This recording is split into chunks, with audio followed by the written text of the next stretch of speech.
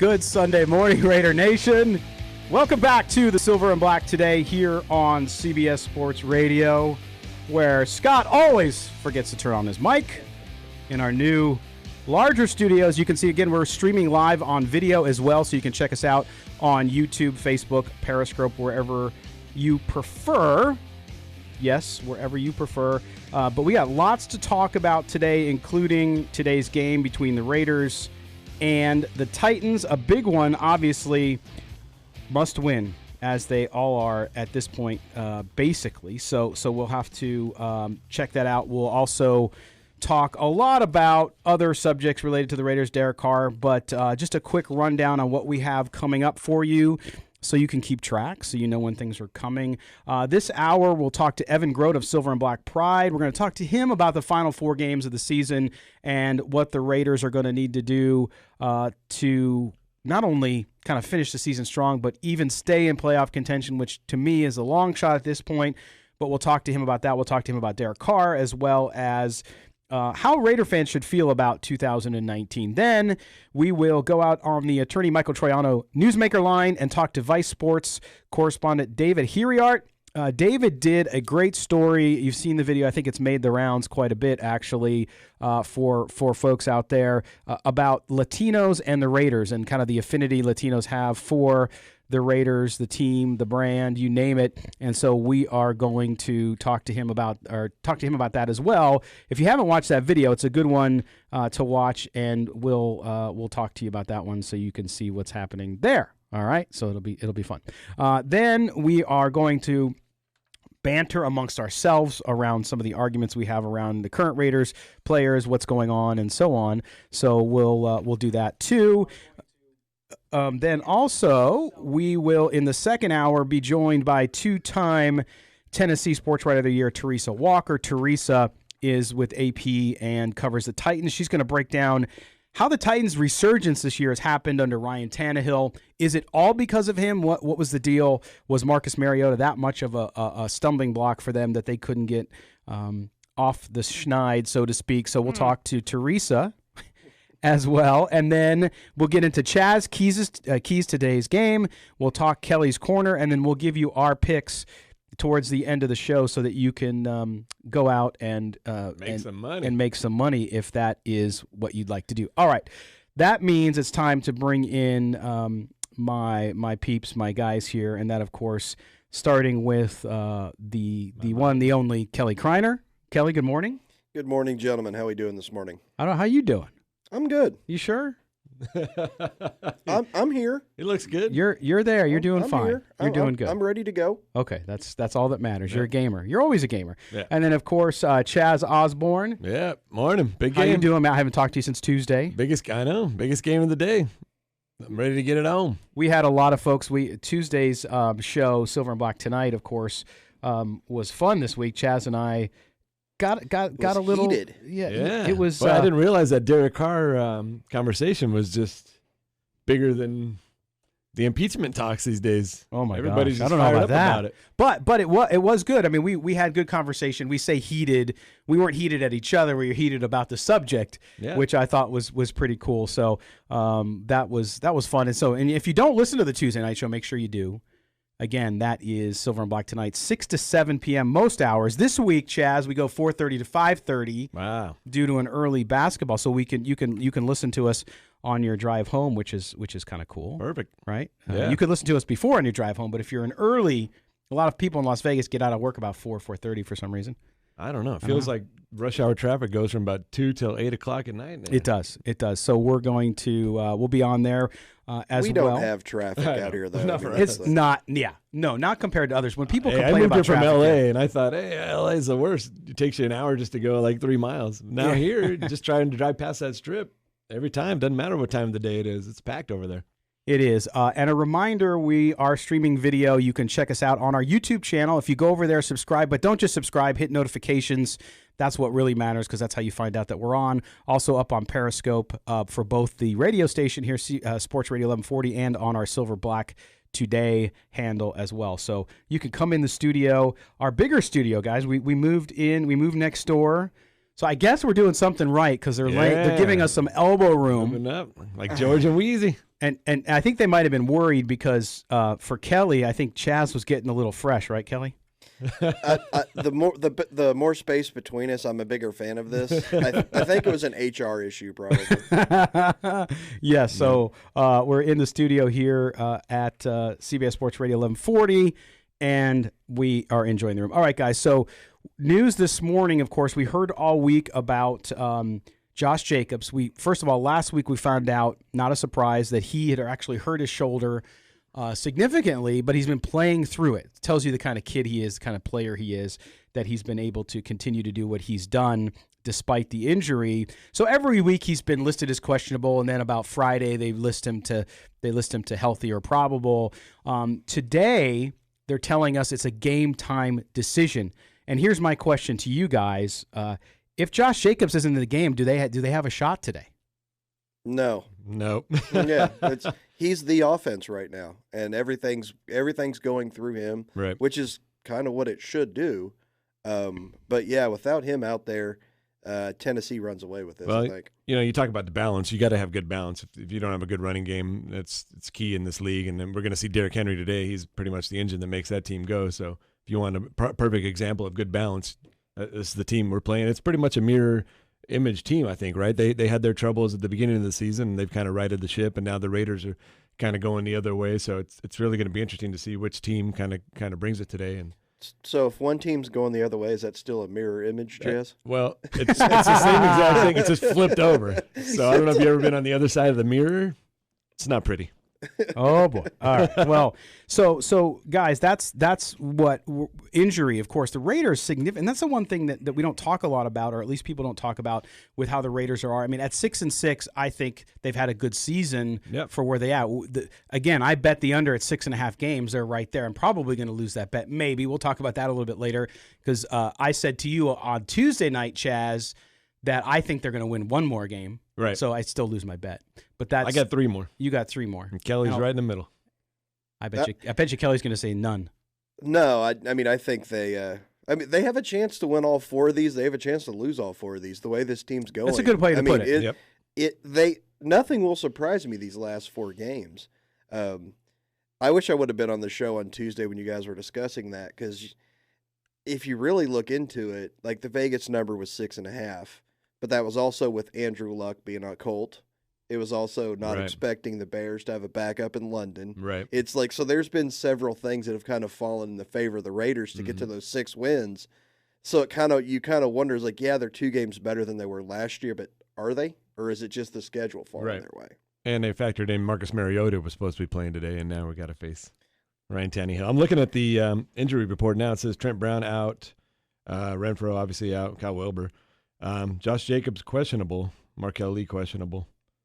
So we'll see how that plays out. I'm guessing 100% Josh Jacobs plays. I mean, there's nothing to tell us he won't. He's been doing it all season. I was going to say, that's the thing. And he's done it. He's done it the whole year, so you expect him to. Yeah, you do. But at the same time, I think this time might be a little different, Chaz, only because never have we gone this late where they said it was a game time decision. And we never said game time and he never decision. showed anything on social media before like that. Correct. So that kind of shows you maybe it's starting to linger and it's getting a little worse. And right, because even if the Raiders were to win out, they still could not make they might not make the playoffs. The way things are stacking up in the AFC. Okay, so even in a perfect world and they win 4 in a row, which the way the offense has been, I don't think is possible. But anyway, even if they did, it's tough. So then just for the sake of argument, you win 1-2 more games, you're 8-8. Great, good season.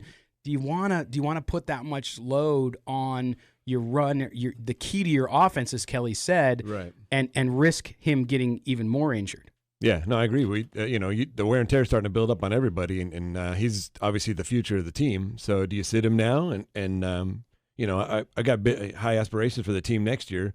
Obviously, like we talked about, it'd be great if they made the playoffs because that playoff experience is huge. But on the other hand, you want everybody healthy going forward, and you've got your building blocks. You kind of know where you're sitting now, and then you've got the draft coming up and a big free agency, and then a huge move next year. And we've seen a lot of teams when they move into new buildings, for some reason, it's just kind of the energy they just roll with it, and it becomes a snowball effect, and they really do well. So I wouldn't be opposed to sitting him. I feel like today is probably the biggest out of these next 4 games. This one, you win, and you've got a really good shot at making the playoffs. You lose this game, you've got no shot at making the playoffs. So I say you play him one more time, see what happens, and you go. Kelly, would you sit him? I would. I guess I'm on an island where I'm not the. I would like if my team's not going to do anything in the playoffs. I don't care about that playoff experience that one year. I would rather have the draft pick, have everybody healthy. You are on an island. Yeah, so I mean, it's like I don't. Eventually, you have to build, and you have to get that momentum, and you have to get that experience. You don't want to just be a high draft pick every year. I mean, you want to get your ultimate goal is get into the playoffs and win in the Super Bowl. So you need building blocks off of that. You do need playoff experience. How many teams have gone in not making the playoffs in 5-6 years in a row, and then all of a sudden gone all the way to win the Super Bowl? It's a hard thing to do. You need to build, and then eventually get to that point you've been pointing towards. Yeah, I see what you're saying, but also if the Raiders make the playoffs, are they winning a playoff game this year? Exactly. That's my thing. With a higher draft pick, they might make the playoffs and actually do something next year. I think they will make the playoffs next year. But if they make it this year, they see the intensity level. When they do make it again next year, they'll know that much more. They'll be that much more ahead of the game. And all right. Well, that you're right. I mean, it's a quandary. All right. Well, we are up against the first break, guys. When we come back, we're going to talk to Evan Groat from Silver and Black Pride. What does he think? What does he think about Parker starting on the right side today? Will Derek Carr survive the day? We'll see. But you are listening to the Silver and Black today here on CBS Sports Radio. Don't go anywhere.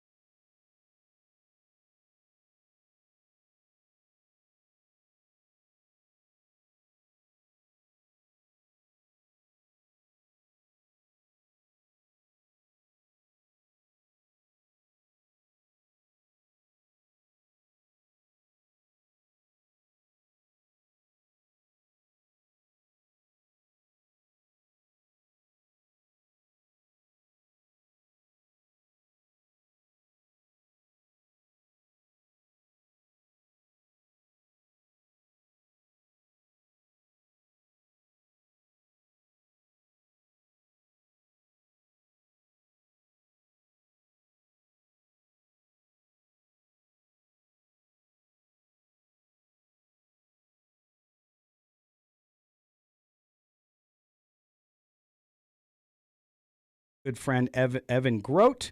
Evan, man, how's it going out there? You guys covered in snow? You had to go there, didn't you? You had to rub it in a little bit.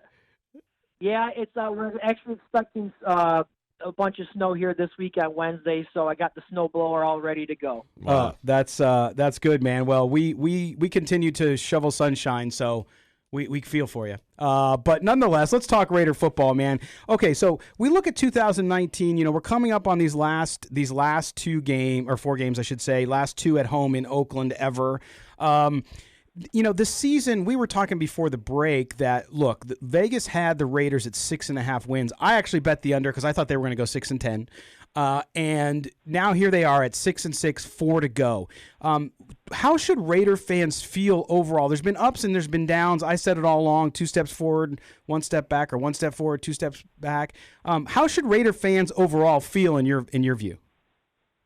Yeah, I'm with you. Going into the season, I felt like, on paper this team looked improved, but I still saw a lot of weaknesses, a lot of new players, a lot of young players. I felt there would be some growing pains. So I felt to get to the 5 or 6 win mark would have been, a pretty successful season. So in my eyes, to be at that 6 win mark right now, to be playing meaningful games, in December, being in the playoff hunt, I think that's all you can ask for, really, as a Raiders fan, especially when you think about the types of seasons that we've endured over the last couple of years. Hey, Evan, it's Chaz. I really enjoy your stock watch you do there every week. Let me ask you this. You think it's constructive for the nation to evaluate Derek Carr on a week-to-week basis, or would it be more practical to wait till the end of the season? That is a great question. That's the question that everybody wants to know the answer to. He is one of the most polarizing. Well, he is the most polarizing Raider in my lifetime, at least. And I think that,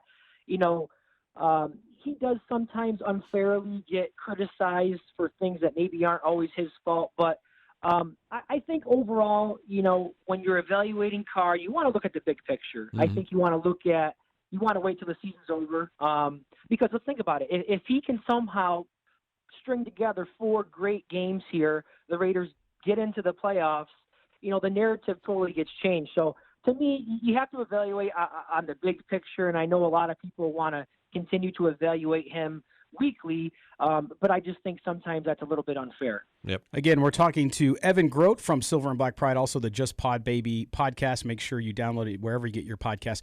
Evan, we talk about Derek Carr. It's been, again, after the last several weeks where the offense has sputtered, he's been a major point of conversation, not only within Raider Nation, but also nationally.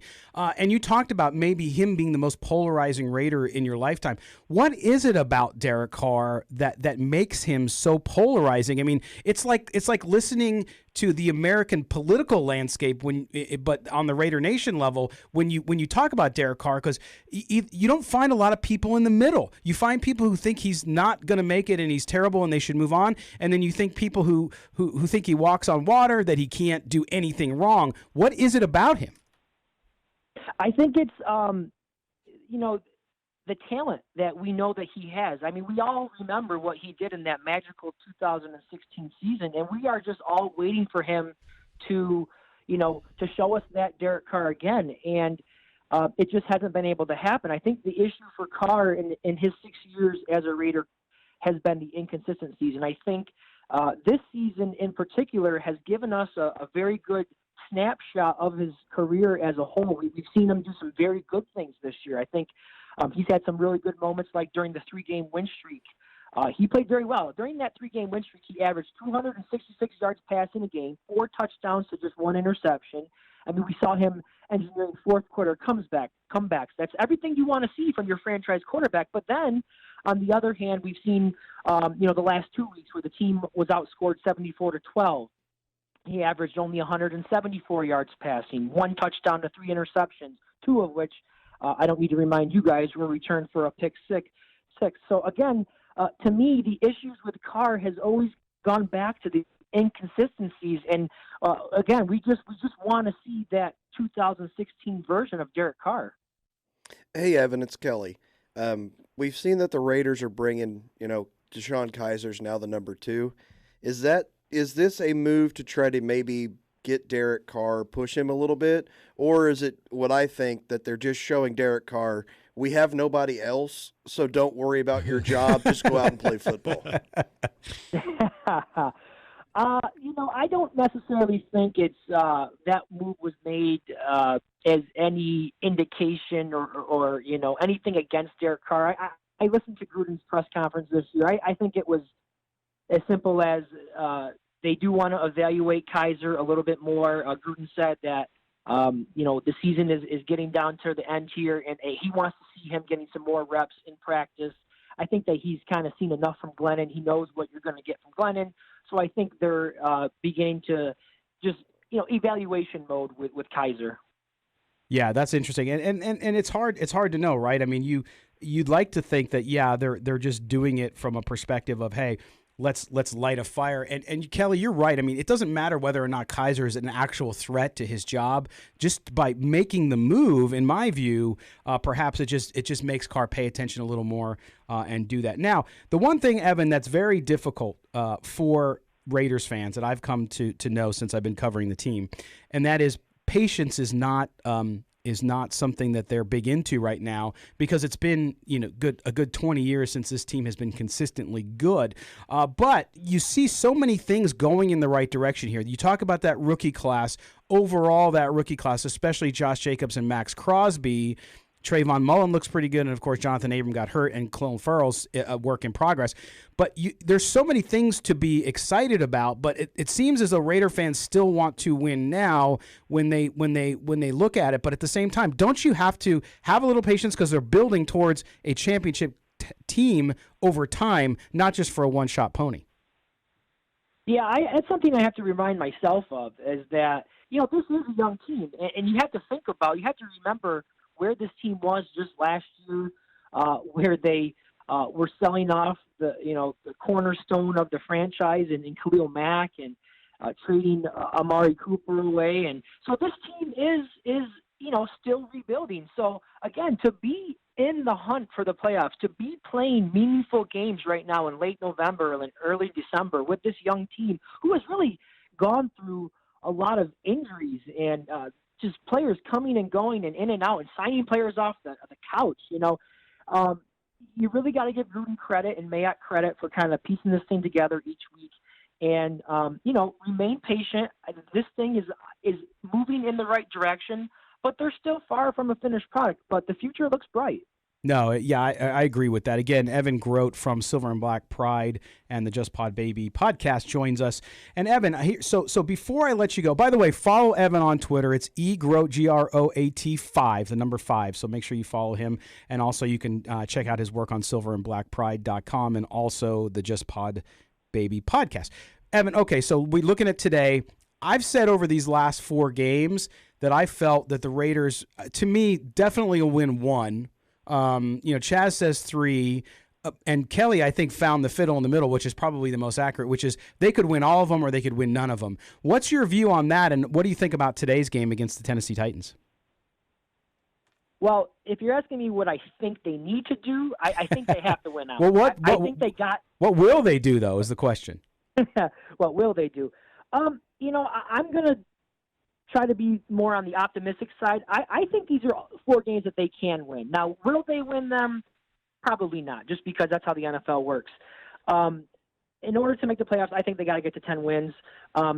Today's going to be the toughest of the 4, I believe, especially if Josh Jacobs cannot go.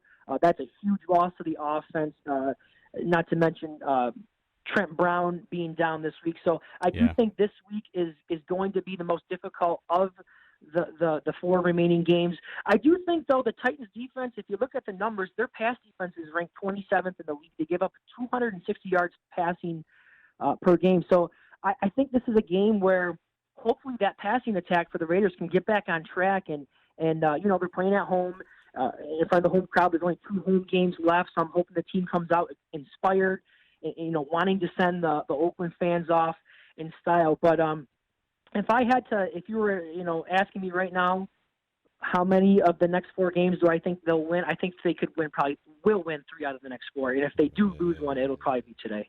Okay, there you go. Evan Groat, Silver and Black Pride. Make sure you follow him at eGroat, GROAT, number 5. Evan, we'll talk to you again real soon, man. Have a good weekend. Hey, no. All right, there you have it. Thanks, Evan Evan. Groat from Silver and Black Pride. Appreciate him being with us.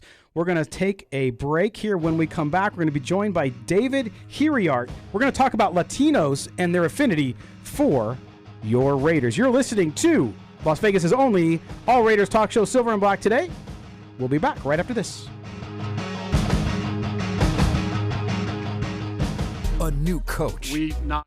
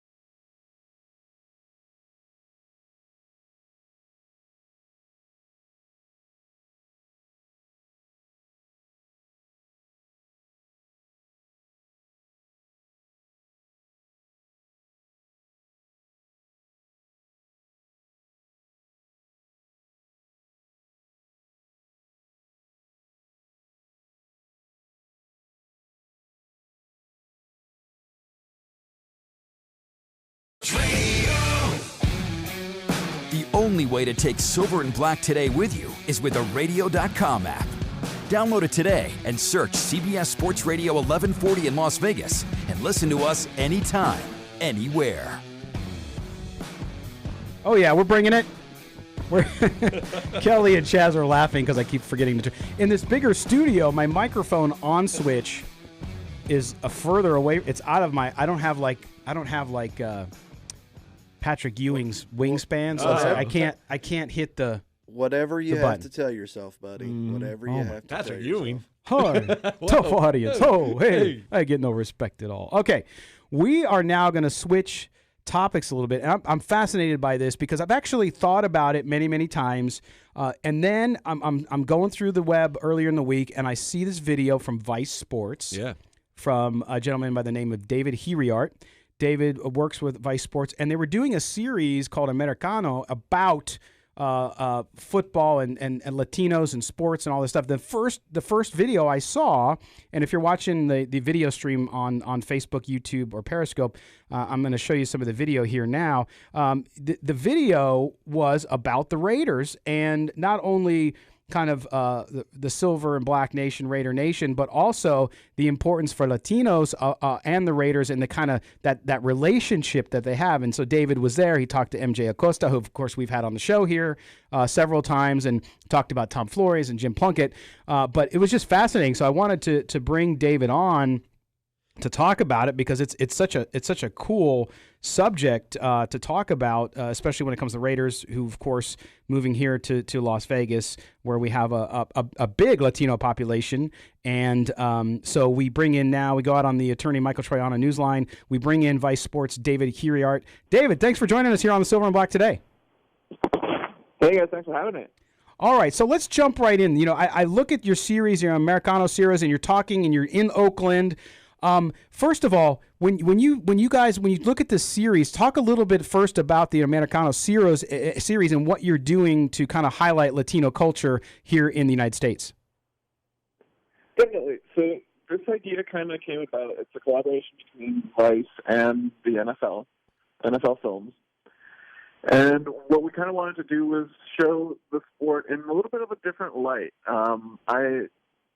It's not really well known, or it's not talked about a lot, how much Latinos, first of all, are like fans of the sport, but also like participate in many of the levels of the sport. So we kind of wanted to focus on that, do a whole series on that.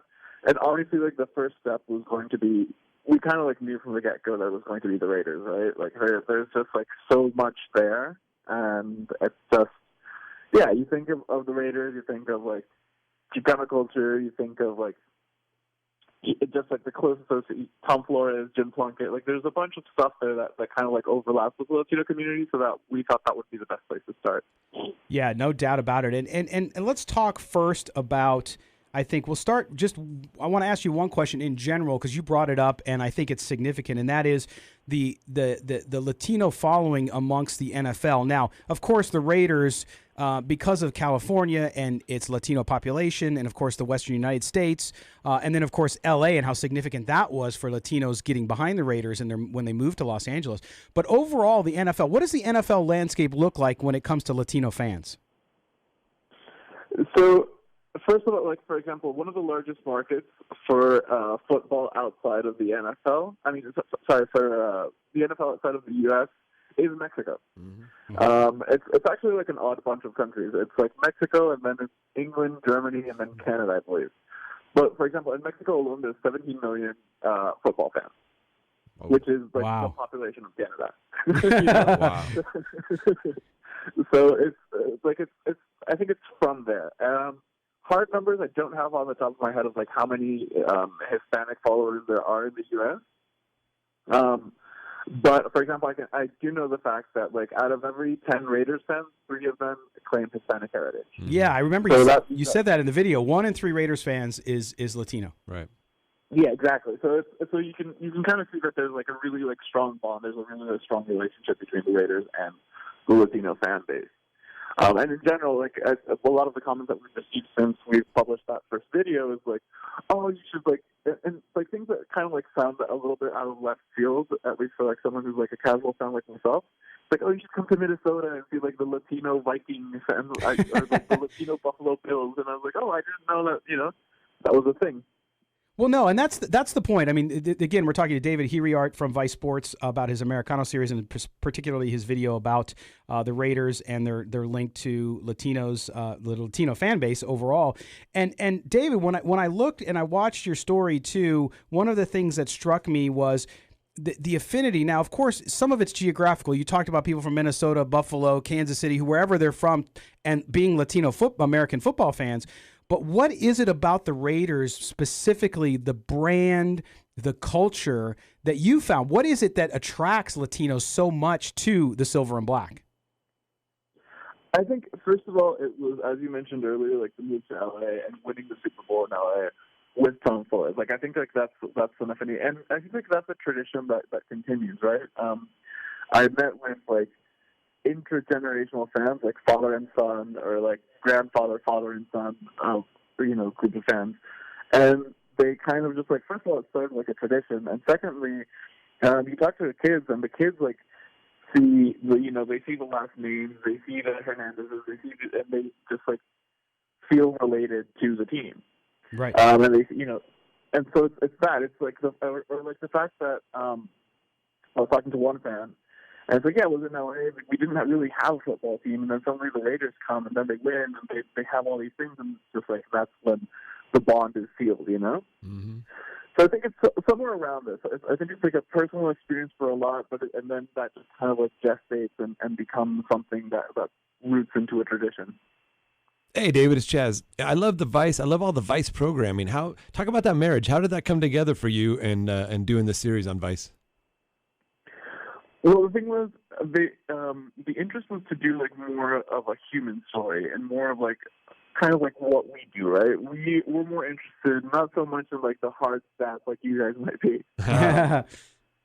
We're more interested in like what are like the sacrifices that athletes have to put in. What are the crazy things that fans do? You guys recall, like in the video, we see like the low riders, like the vintage cars modified with like that's kind of like our angle to it.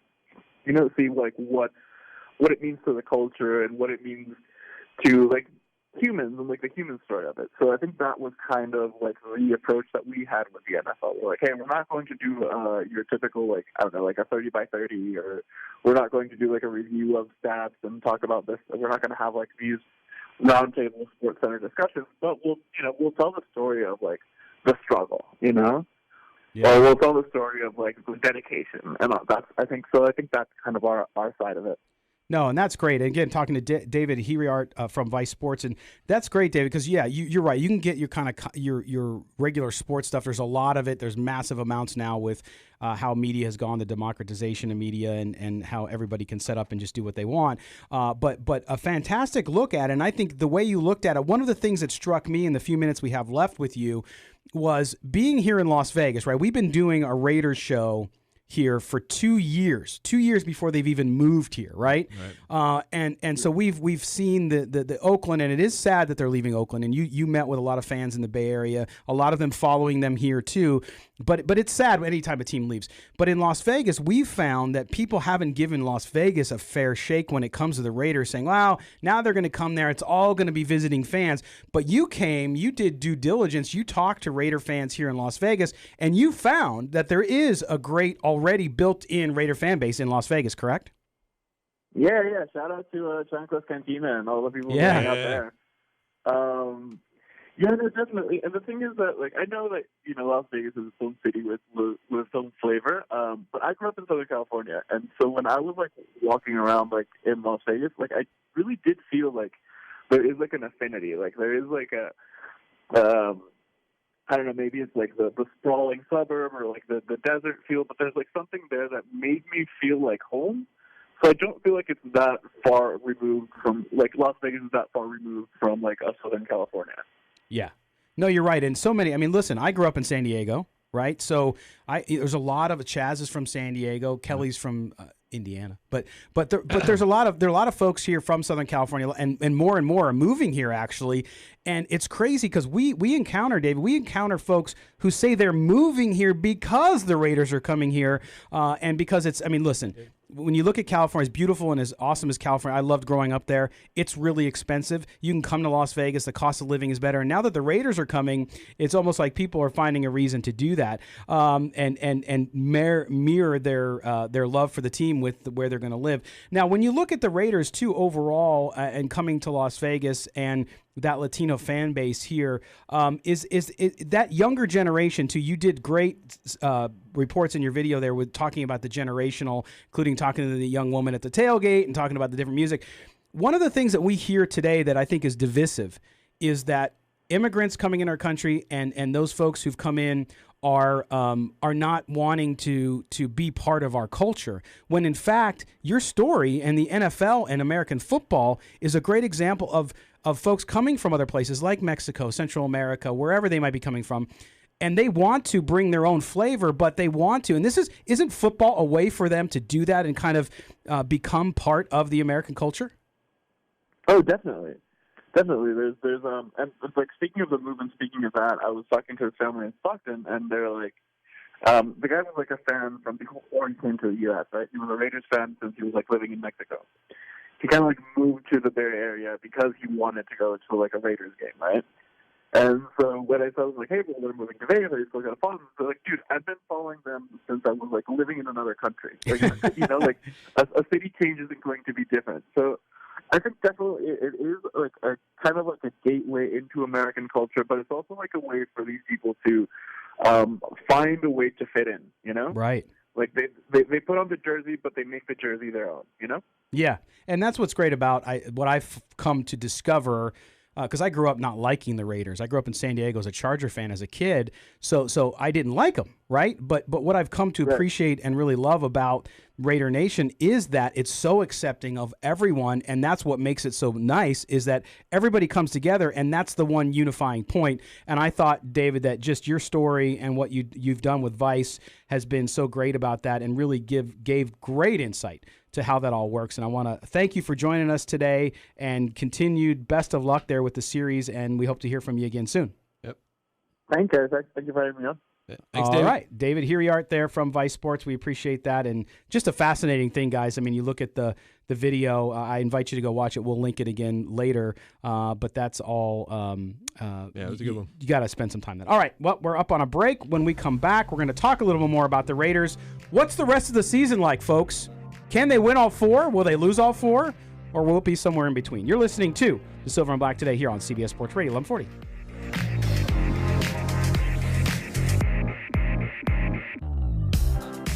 When you need inside info on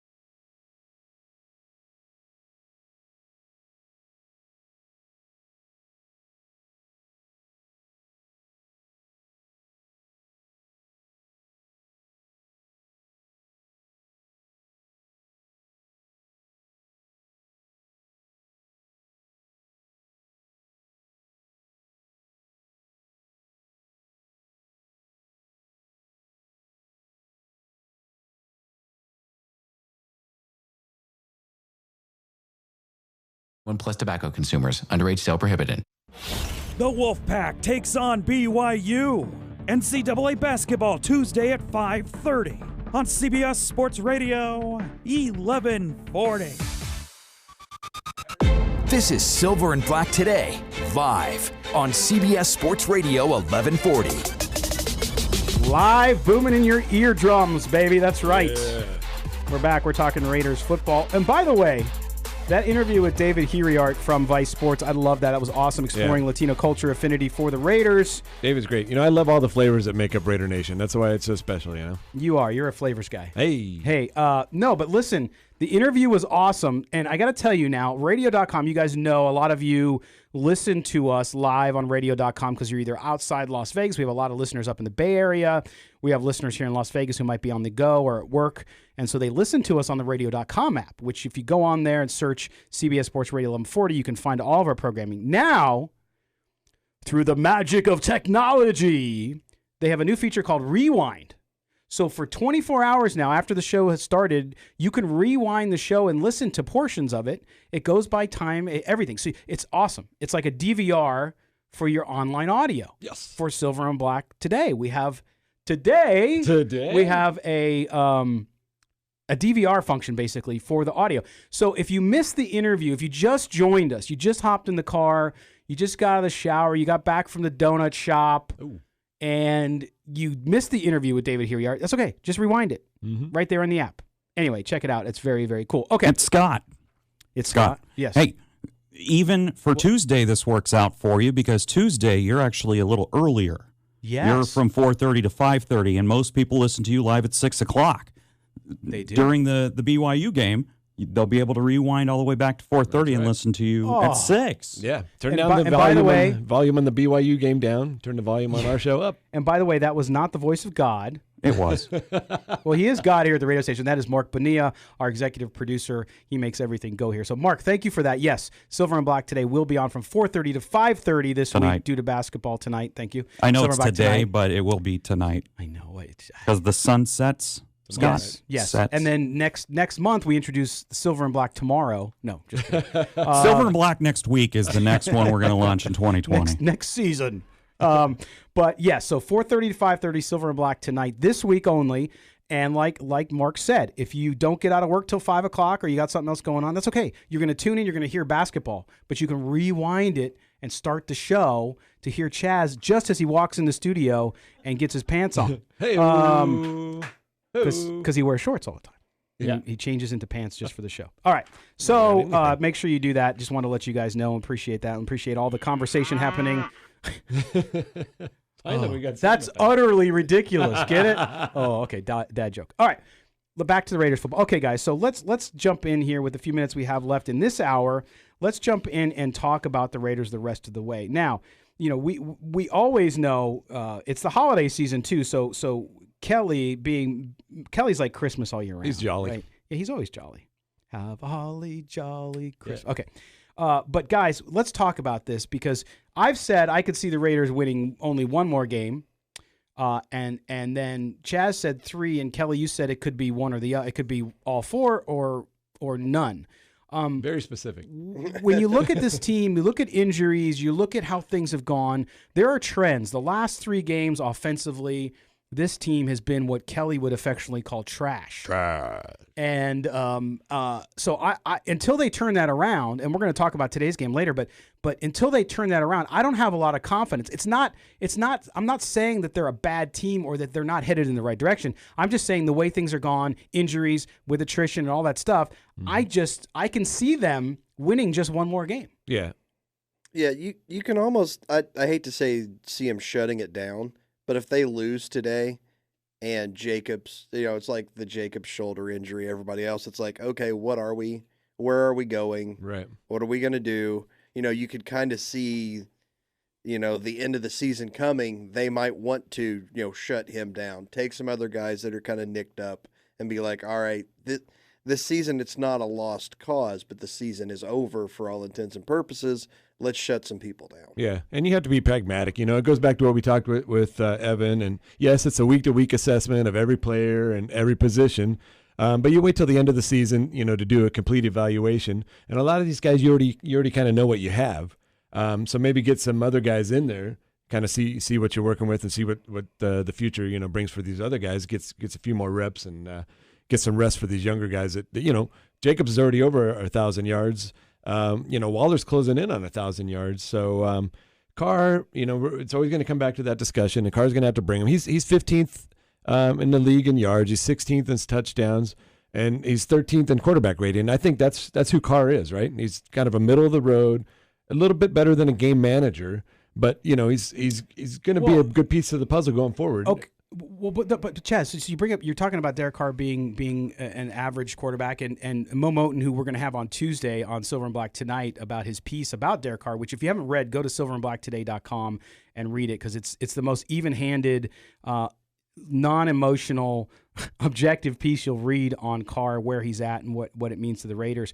But if you look at that and you say to yourself, okay, so he is an average quarterback or above average quarterback. Let's just say he's above average. Yeah, I'd say he's above average. Then what do you need to find out? So that's the thing I would ask you too, Kelly. Is we only got about a minute and a half left here before the top of the hour sports update. But when you look at this, you have to learn about Derek Carr over these last 4 games, I think, for them to make an assessment of where they're going to go on the roadmap. What else? What's the bigger, or what is the other big one thing that you want to learn about this team in these last 4 games? Well, I don't think there's really any, we're sitting here talking about Derek Carr. I don't think there's anything else we're trying to learn or we know what he is at this point. Yep. Everybody wants him to be something that he's not. Good point. But we know what he is. It's just whether or not you want to build your team around that at this point. Yeah. Because we were talking about it earlier. It's like, if you make a change, where do you go? What are you doing? Exactly. Are you going to have to trade up in the draft to try to get one of the franchise guys? Is there a guy in the draft that you like? But then you're basically starting yet another rebuild. Right. That's always my argument too. My allegiance is to the Raiders. I love Derek Carr, but if you can give me a better option, then I'm always all in for an upgrade, right? But who are we talking about? Like we were discussing it earlier, Andy Dalton or Nick Foles or Cam Newton. Is there Kelly's the draft expert? He thinks there's not going to be anyone in the draft, but when we get down to our spots, so not in that spot. I mean, there's some people who talk about names, and I just think they're full of it. But you can get there. I mean, you'd have to give up a lot if you really want to go get a quarterback. And with the Raiders having need at linebacker, at wide receiver, would that be the smart thing to do? Or are you going to have to sit tight for a couple of years? Maybe you bring in another veteran to try to push Carr. But I think that's part of the quandary that they're in. They have to figure it out. Mm-hmm. And I don't necessarily think that if you go a young quarterback route that it means you're rebuilding, right? If it's a top 5 quarterback, which they have no opportunity to get right now. If you're talking about a Tua or a Burrow or somebody like that, okay, I don't think you have to take a step back, because he might come in and do things even as a young quarterback. We've seen it happen with a few of the young quarterbacks, but it's certainly worth discussing more. So we're going to do that. We'll be back right after this. You're listening to Silver and Black today here on CBS Sports Radio, 1140.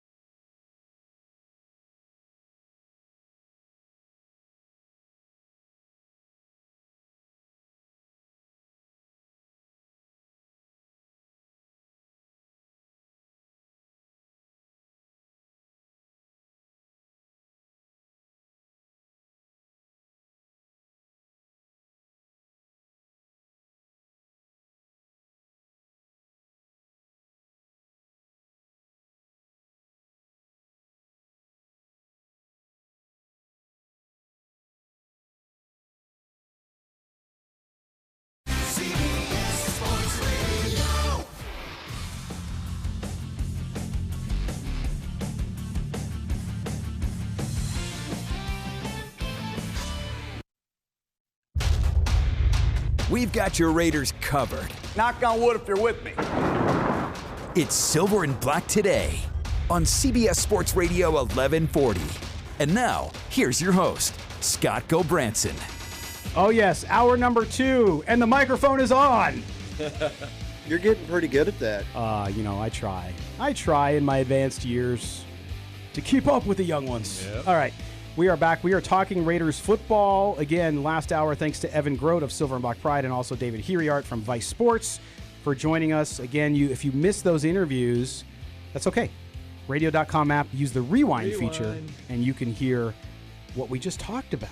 It's fantastic, so make sure you do it. All right, now we're going to shift gears, and we're going to talk a little bit about today's game and the Raiders, who host, of course, the Titans, a surging Titans team.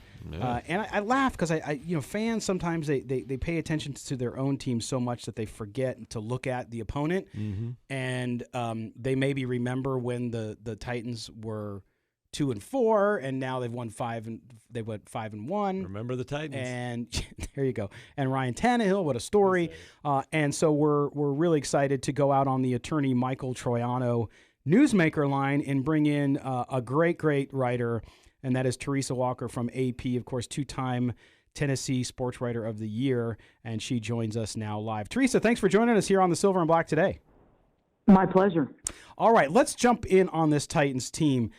Of course, they switch quarterback. They go from Marcus Mariota to Ryan Tannehill, and everything changes. Was the impetus for the change? Was Mariota dragging so much on that offense? I mean, or is it coincidental that all parts of the team started to play a little better when Tannehill took over? Well, Tannehill brought in some decisiveness, getting rid of the ball quicker. Now, it's funny, through the same amount of starts, he's been sacked one fewer time than Marcus Mariota was through his first 6 games. But if anyone watched that primetime game, I think it was primetime. Yeah, it was a Thursday night game, and so long ago at this point. But Marcus Mariota in that first half was just missing open guys. And when they finally benched him October 13th in Denver, pulled him in the third quarter, he was just struggling. And at that point, the Titans offense had gone 10 quarters, span of 10 quarters with 1 touchdown. I mean, there was no threat from the pass whatsoever, essentially. He had some decent numbers. The interception numbers were way down. I mean, it was ridiculous. They'd been taking really good care of the ball, but they weren't staying on the field long enough to really get Derek Henry to be, a piece of this offense. And, when you don't have a threat of a pass, it makes it real easy to focus on a team whose biggest threat is running back. So when Tannehill got onto the field, his ability to get, they haven't had him throwing much. But now that he's in there, guys, he's leading the NFL in passer rating. He's second in completion percentage. His numbers are across the board are all even better in the fourth quarter. He's led them 4 times. They've either been tied or trailing, and he's helped them come back to win games in this winning 5 of the last 6. So he's just brought that missing piece. Guys, at the beginning of the season, when Andrew Luck retired, I bumped in the AFC South. I bumped the Titans from 2-1. Because of the offensive talent that they had assembled around Marcus Mariota, trying to put him in position to succeed. Ryan Tannehill is taking advantage of the people around him. Yeah, it's remarkable. And before we move on and talk more about now and what's to come for the Titans and, of course, today's game, Marcus Mariota, I mean, you talked about not getting the ball fast enough. What is it about his time in Tennessee, down in Nashville, where he just couldn't put it together enough? I mean, the kid is talented. He's a good guy. What was it about Mariota that just hasn't worked there? Well, it certainly didn't help that, 3 different head coaches, Ken Wisenhunt to Mike Mularkey, now Mike Vrabel, 4 different offensive coordinators, 5 different play callers in 5 years. So it's kind of tough to, you get the changing roster of coaches. One, you're going to be maybe getting one coach focuses on this, maybe the next guy focuses on that. At one time they were wanting him to work on being in the pocket, and then another time they wanted him to, take off and run and use his athletic ability. And you start getting so much advice, and it can confuse even the strongest of people. So, and then you add on the injuries. The ankle, he hasn't quite been the same guy since that ankle. But then you see these flashes. His play in the playoff game against Kansas City. and some of the things he does, and you're like, that guy can be a great starter in this league. And then there's times where he can't, hit an open receiver. So, maybe it's going to be, he's had time to watch Tannehill, a guy who, let's face it, Miami gave up on Ryan Tannehill in March, and we're so happy to get rid of him to the Titans. They're paying about $5 million of his salary this year and taking an $18.4 million cap hit. Well, the Titans, they're going to get out from under Marcus Mariota when free agency starts in March with nothing left on the books for next year. And that's going to, so hopefully he goes to a place that will suit him with a, coach who can put him in position to take advantage of his skills. I still think he can be a starter in this league. Hopefully he gets the right situation. All right, we're talking to Teresa Walker, Associated Press NFL writer. She covers the Titans as well as college football, basketball, you name it. Hey, Teresa, it's Kelly. You mentioned the contract to where they got Tannehill, they got the 1 year, they're not even paying the bulk of it. Do you think that they have seen enough to maybe talk extension? Are the next 4 games big for him, or is he just going to be a straight franchise tag guy, 1 full year in the system, and then decide? Well, if you see another 4 games and he leads into the playoffs and then something happens there, let's face it, at this point, the Titans have got, I think the number right now is maybe 23 guys on this roster in the final year of their deal. So if you start talking Tannehill, guess what? You're suddenly going to have a lot of agents saying, hey, what about my guy? And guess what? Derek Henry is right behind them in that list. Right tackle Jack Conklin, Dennis Kelly, who's been a huge offensive lineman, filling in for him. So Logan Ryan, who is starting, and, he's putting together a Pro Bowl opportunity for this season. So he's in the final year of his deal. So I really don't expect the Titans and GM John Robinson to start talking deals until really February. But guess what? The franchise tag's a lot of money. The smart thoughts here in Nashville is that maybe you go ahead and do a 4-year deal, and John Robinson's been pretty great at doing like a 4-year deal that's on paper 6 years, but the money is all in the first 4 years. So, at this point, you've seen enough to think he can be your guy, but it never hurts to have another 4 games.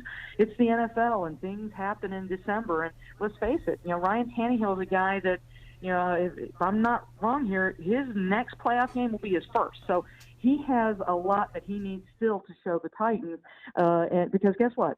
Teams are now seeing Tannehill in this offense, what the Titans are doing with him, and they're going to start trying to do some things to stop him. And, let's see if he can continue this. And if he does, the franchise tag, that's an awful lot of money. A longer contract, 4 years, certainly seems to make a lot of sense for Ryan Tannehill and for the Titans. Really don't see them letting him get to the start of free agency and not under contract. Right. Hey, Teresa, it's Chaz. Let's put Ryan Tannehill aside for a second, talk about the rest of the team. In your opinion, who or what has been the biggest difference in this midseason turnaround for the Titans? Well, with Tannehill, obviously Derek Henry right up front. I mean, over the last 3 games, particularly 496 yards rushing. Mm-hmm. Over his last 16 games, guys, 1,725 yards rushing. Wow. That would be the most in the NFL in that span of 16 games. So, and if you watched him run last December, if he can do that again this year, well, the league rushing title is certainly in reach because he's just been climbing the charts over the last 3 weeks. But the key was, with that change to Tannehill, they've been staying on the field longer. And, the one game that they lost in Carolina, it was kind of absurd. Derek Henry only got a couple of carries in that first half. And us who covered the team and fans were like, what are you doing? That was – you've got him, use him. Mm-hmm. And guess what? When you stay on the field longer, you can get into that playbook. And we've seen the creativity, first-year offensive coordinator Arthur Smith. We really saw it last week, and the week before that with the Jaguars. You stay on the field longer, and Derek Henry gives them that opportunity by getting yards on first and second down. Then you can start doing some more things. And, in this 6-7 week span, guess what? They're scoring more points than anybody in the NFL except for the Ravens. So, it's a combination that's working well. Tannehill's not having to do much, and Derek Henry is showing he is more than happy to carry the load. Yeah, it's remarkable, the turnaround for all the reasons you said. Of course, the defense is playing better as well. Again, we're talking to Teresa Walker. She covers the Titans, among other things, for the Associated Press, 2-time Tennessee sports writer. You can follow her at Teresa, Teresam Walker, Walker. Good stuff to read always.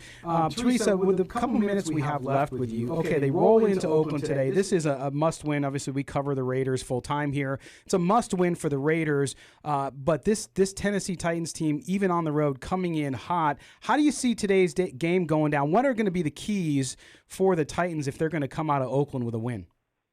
Well, first they're going to have, if Josh Jacobs is playing and, starting to hear that maybe he's a game-time decision today after missing some practice this week, well, you got to stop that run game.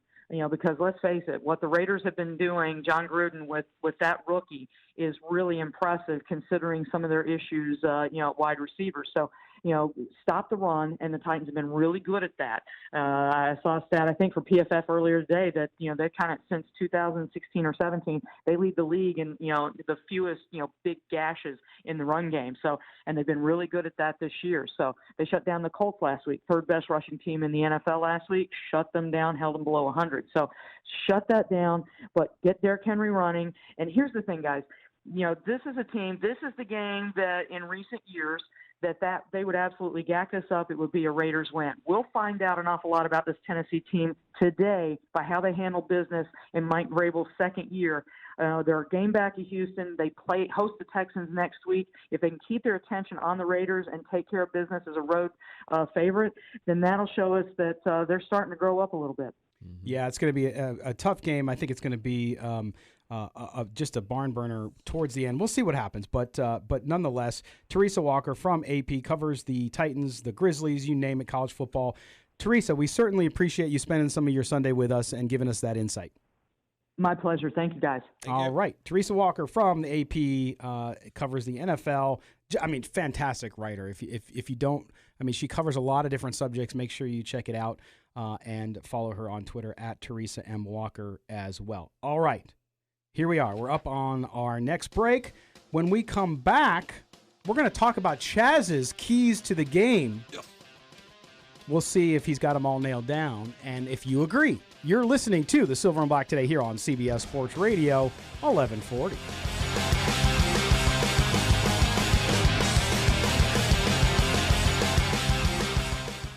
Unfiltered.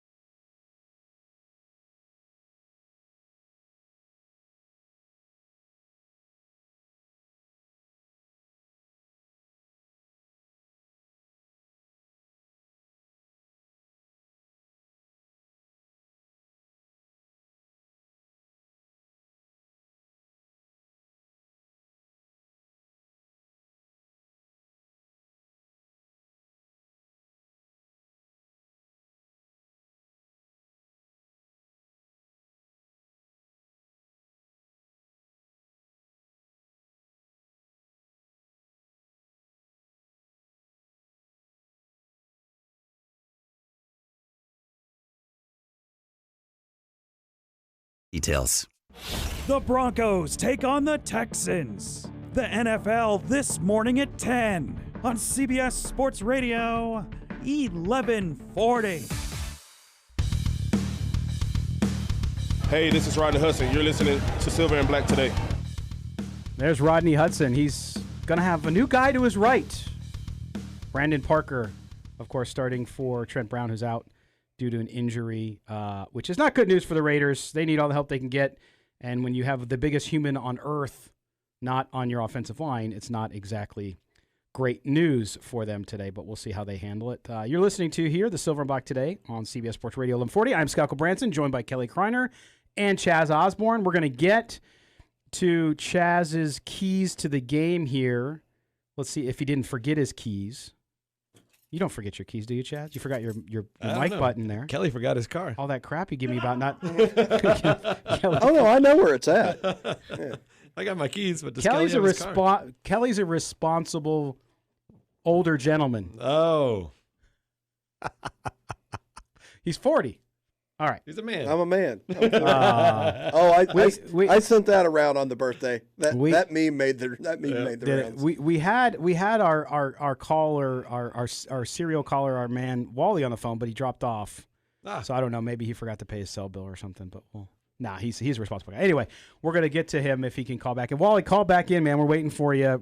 Kelly really wants to talk to you, so make sure you call back in. Yeah. All right, we now are gonna switch over to Chaz. This is where he takes over this segment, and he's gonna give us his keys to today's game against those. I hear keys against those pesky, surging Tennessee Titans. What do you got for us, Chaz? Well, like Teresa was talking about.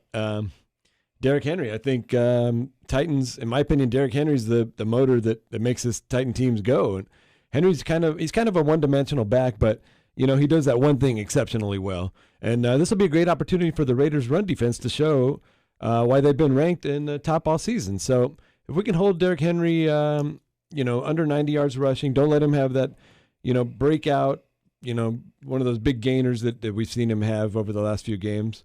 Because Derek Henry, if the Titans have the lead late in the game, Derek Henry is an outright closer. And so he gets coffee. Coffee's for closes. Okay, so go. No, I mean, so Derek Henry really for me, all this talk about Tannehill, but Derek Henry, if you haven't been watching the Titans, he's really the motor that drives that thing. Kelly, now the Raiders defense has been good against the run, but are they going to be good enough to stop Derek Henry? To me, I mean, Derek Henry, he's going to get his. For me, it's Tannehill running the ball is what they really got to watch out for, because that's the biggest thing he's added is just his scrambling. He's getting out of the pocket. He's getting. I think I saw the stat. He's averaging about 30 rushing yards a game, and just that added little thing. Because Derek Henry's Derek Henry, right? You want to try to slow him down, but he's going to get his. Mm-hmm. All right, Chaz. So what's next? Well, the Titans they give up the second most sacks in the league, and Ryan Tannehill he's fumbled in every game he's played so far this season. The Raiders are 6-1 when they've had an even or a plus on the turnover ratio, and 0-5 in games where they lose the turnover battle. So obviously turnovers are big.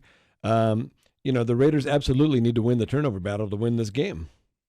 Well, one thing that I didn't hear you say, and you're talking about the turnover battle, which clearly in the NFL is huge. Every time. But, there's good teams can overcome a negative turnover differential in a game. The Raiders haven't been able to do that this season. 0-5 this season when they've had a negative turnover differential. Right, and where, you look at last week, where were the turnovers? Well, at quarterback, now you had the muffed kick. The pick six. That cost the guy his job, right? And we basically won that the Raiders won the Indianapolis game on a pick six. So those things are just crushing for in game. Well, they are, but I think the point here with the turnover battle is you now are going to have a backup at right, and you're going to at right guard, and you're going to have probably a backup at running back. They say game time decision with Josh Jacobs, but that again, I don't feel good about it. I feel like if he can go, they will, but why would you? You got to win this game, so I get that. Right. Well, the Raiders need to take care of the ball. I'm saying Tannehill's fumbled every game. I think he's fumbled every game he's played, but he's only lost 3 of them. Right. But the Raiders need to protect him. And again, 5-1 over the 6 games that he's been a starter is pretty remarkable. His numbers are staggering. All right, we now have, through the magic of the telephone line, we now have our good friend Wally on the line who wants to talk to us. Wally, good morning, buddy. Hey, you knuckleheads. Yeah. All right. What's happening? How you feeling about today? Hey, whoever's coming up with the idea of getting rid of Carr and trying to trade up in the draft and get a quarterback is a complete moron. Look at the Packers. They've had the top one or two quarterbacks for 10 years, and how many Super Bowls have they won? One. Mm-hmm. No, you build the team, man. We won 2 Super Bowls with Plunkett. Carr is fine at quarterback. No, and Wally, I think your opinion and the way you express that is exactly how I would say 50 or 60% of Raider Nation feels. I mean, like I said earlier, there's no in between. It's either people don't like Carr and they think the Raiders have to move on, or they're like you and they say, hey, look, that's the least of our problems. We have other things we need to deal with. Right. So I think it's fair, and I think it expresses what a lot of people think. But I do think, I will say this, Wally, I do think after the last 3 games, you have to see Carr kind of correct again. You need to see him come back on, because he had that stretch where he was doing so well, and then all of a sudden things went a little bit south. Now, they got to win at home against Tennessee today, and for them to do that, he's got to be able to lead that offense. Mm-hmm. Yeah, if he gets behind by 14 points, I don't know. It just seems, I don't know if he gives up or what, but he's just, a lot of those good quarterbacks, they're behind 14 points. You're just waiting for him to start coming back. But, yeah. Well, that's not true. A little bit in the fourth quarter, he's pretty dangerous. But yeah. I feel like we get behind 18 points, game's over, man. Well, yeah, you have to score points. I mean, that's the problem they've had the last several weeks. And, Wally, again, man, thanks. But I appreciate you listening always, and thanks for the call. Thanks, Wally. Thanks, Wally. Yeah, but 18 of Derek Carr's 36 victories have come from behind wins, so he can get it done. If they're behind late in the game, Derek Carr can definitely get that done. I just feel if they're behind late in the game and it's close. Right, you're right. He's saying two touchdowns, something like that. But listen, Darren Waller, Josh Jacobs, they've shattered all expectations this season, right? But Derek Carr, his expectation bar was a little higher. So I understand the frustration of Raider fans, but it's not all on him. No, of course it's not all on him. I mean, look, Kelly, they have so many holes that if they were a boat, they would have already sunk. I mean, and it's a testament to the players, the rookie class, the coaching to a certain degree, that they've had these little spurts where they've played better than anticipated. Yeah, I mean, and that's the thing. They're 6-6. They're a 500 team, right? And I just think that's what Derek Carr is. Right. He's the leader of a 500 team. I was on Team Carr all year. I'm the one that said they should keep Carr. I'm at the point now to where I think you just see that this is, like I said, I don't see him elevating everybody around him. I don't see him being the guy that's going to lead you to a 12-4 season again. Interesting. I mean, but what are the biggest problems this season? What's the biggest Achilles heel for the Raiders? The penalties, finishing drives with points. That's on Carr. The secondary. A lot of the problems for the Raiders are fixable, and so those are the kind of things you go through the season. You see, what you got, and these things are fixable, and I think the Raiders are going to be able to do that. Yeah, I just think though there are times in a game where you need a player from a leadership standpoint with a talent level to step up, right? Because something's not going like you thought it would. Now, we've seen Derek Carr do that down the stretch in games where where it's been a close game at the end. He's done it this year, where he's gone down, led his team on a drive when they're not playing well, and they've won. I think that's the part of the issue, though, is when they get down points, 14 points or something like that, which with their defense they're gonna. It's hard for them to come back. They don't have a vertical offense at this point. Right. And Al Davis, I'm sure, is up there looking down and saying, what the heck are you guys doing? We don't have a vertical offense. But they do have the running game, and the running game's going. That's fine. Yep. But there's so many things. By the way, breaking news. LSU has leapfrogged Ohio State and become number 1 in the college playoffs. So Ohio State number 2.